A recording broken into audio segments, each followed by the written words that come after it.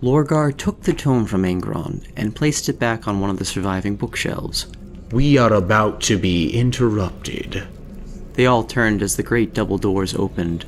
The figure that entered wore the ashen black of the 17th Legion's chaplains and carried a silver crozius in one hand. His helm was held in the crook of his other arm, leaving his scholarly, solemn features bare. Helmetless, he couldn't entirely hide his surprise when he saw who stood with his primarch. "My lord," said the newcomer, bowing deeply to Lorgar. Ah, Erebus. Lorgar beckoned him closer. The suffering of Calth's son and the millions who died on the world itself rings through the warp. The secret song heralded your deeds. Erebus offered Angron a respectful bow. Karn and Argyltal received glances and nods. Calth succeeded beyond all expectation. Lorgar bared a thin crescent of porcelain-white teeth and a subtle smile. Success beyond expectation? Truly? Then I would ask, if this is the case, why does the warp's melody not sing of such an outcome? Erebus' stern eyes flickered to the others gathered by his primarch. We should speak, my lord. We are speaking, Erebus. Again, the flickered glance. Alone, sire. What we speak of may not be for the uninitiated.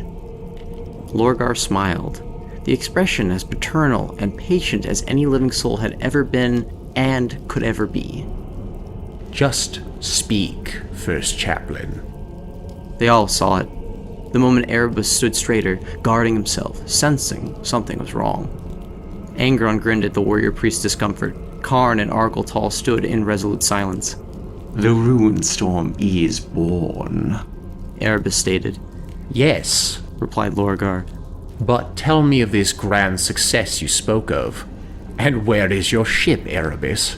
Where is Destiny's Hand? Lorgar looked heavenwards, where the fleet lay at rest in the black sky.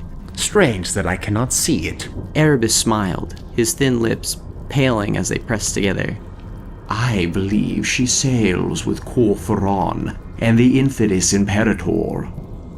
Of course. And Corphoron no doubt orbits Calth in victory, yes?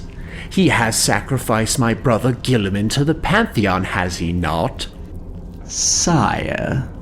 Calm, Erebus. I only wish to share this moment of triumph with you.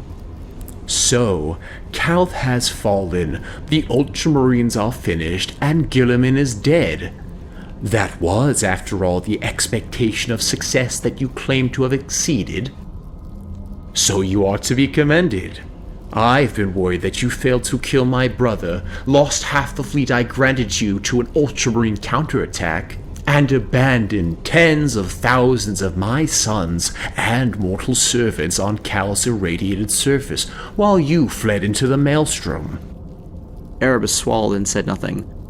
But that would be leaving them to die, Lorgar continued. Never to be reinforced, never to be recovered. All those Galvorback who spent months of their lives fasting, praying, scarring their flesh in preparation for a chance to taste the divine blood. They'd be lost, wouldn't they? Angron was chuckling now, taking a leering amusement in the whole scene. Sire, Erebus began. Lorgar raised a hand. I don't blame you, Erebus. Have no fear. You achieved the base level success that was required of you. My lord, Corphoron calls for reinforcement. The Primarch turned his head away, the silk cloth of his hood rippling gently. It took several moments of Karn to realize Lorgar was laughing. Reinforcement. The very idea. The Ultramarines are pursuing our survivors. Lorgar returned his gaze to his son's rigid face. I'm sure they are. That's what happens when you run away. Your enemies give chase. He is dreaming if he believes I'll horse ships and lives away to save him from a fate he worked so hard to earn. When next you speak with him, convey my regards and inform him that my lack of sympathy is the price of his failure. You are dismissed now, Erebus. Sire, Erebus said for the third time, bolstering his resolve. we still have much to discuss. What of Signus Prime? That name again. Lorgar's gold-flecked eyes narrowed. I care nothing for Signus Prime. It is a fool's errand. Erebus's solemn confidence reasserted itself in his half-smile. The War Master and I are confident. Erebus, you will not kill the angel. You will not enlighten his legion. Do you think you know my own brother better than I? The chaplain showed no emotion at all, his austere mask firmly in place. Lord, I have walked the paths of the 10,000 futures. I have seen destinies unfolding where the angel falls, and others where he fights at our side. If we can engineer events to play out according to those paths. Lorgar's hood shifted as he shook his head. You aren't listening, Erebus. I do nothing but listen. I hear the gods as clearly as you do, Aurelian. Or did you forget that? He spoke the words softly, even kindly, but they rang out across the basilica with the force of a hammer blow. Argoltal tensed, feeling his lips peeling back from his lengthening teeth.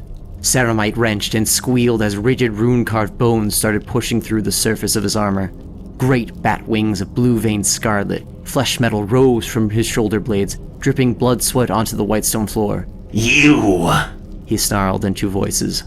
The demons hissed in clear dominance. You dare! Lorgar sighed and raised a hand. No. Argoltal, Rom, both of you stay your wrath. Please.